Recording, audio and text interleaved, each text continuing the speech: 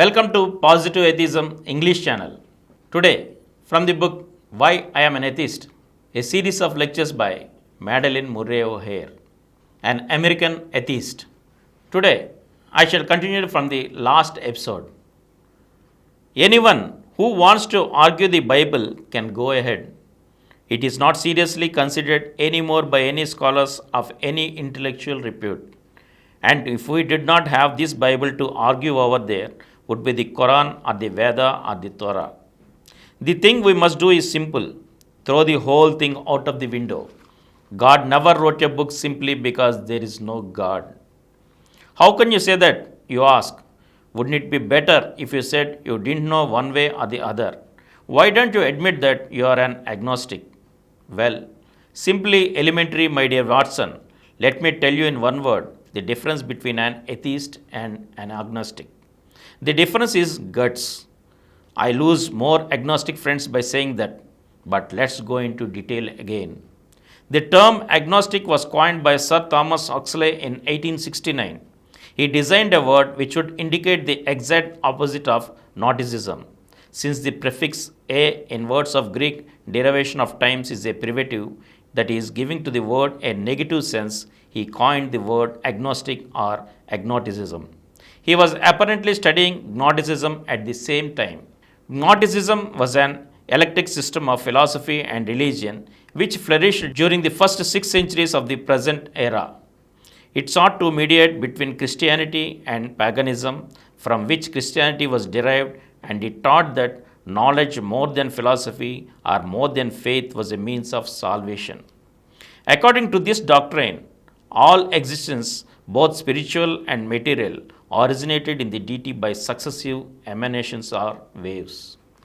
Well, here we are back again to the same question I talked about before. Mind or matter, which came first? The Gnostics solved it by saying that each came in waves.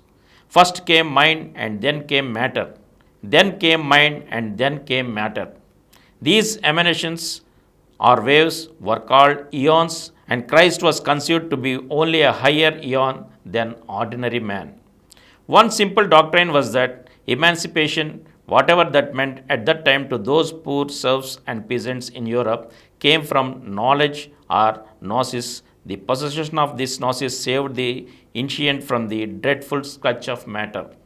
The gnosis or knowledge which they sought was no obscure that Huxley apparently was scoffing as it, and in scoffing at that he was scoffing at the type of knowledge which was present in Huxley's own day and is even present now.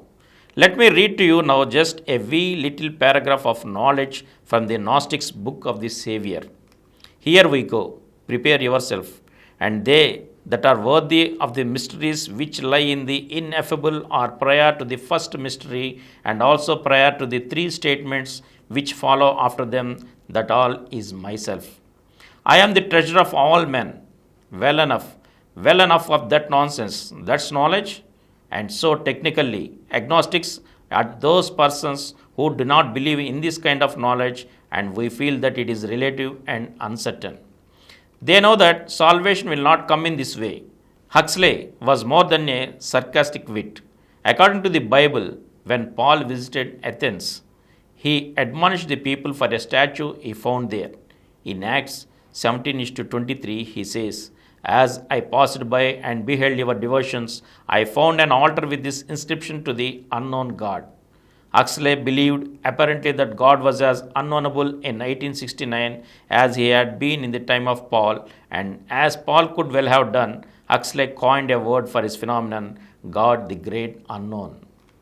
But popularly, the word has been corrupted, probably deliberately corrupted, as the words atheist and materialist have been corrupted, and by the same persons, the very powerful religionists. Popularly, the word agnostic is felt to mean that the nature of God cannot be known, but that there is a God. Therefore, the agnostic is accepted in the community and he is accepted by the church. Agnosticism is very closely related to the religious doctrine that the ways of God are unfathomable and human reason is fallible, and that man requires a different, non-scientific path to the truth. Agnostic philosophers as distinguished from the man on the street, agnostics are always allies of the church. The reason is that agnosticism, which puts forward the false notion that the world is unknowable, undermines science and reinforces theology.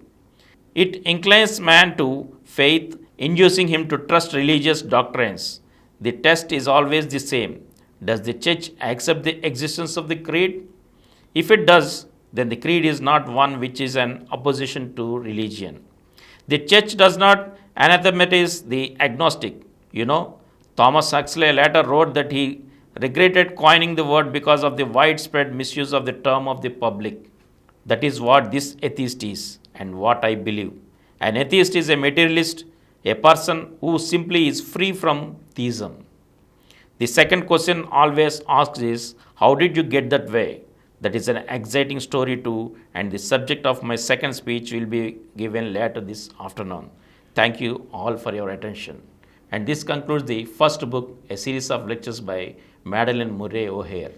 And with this, we end the book, Why I Am an Atheist, written by Madeleine Murray O'Hair. Thank you.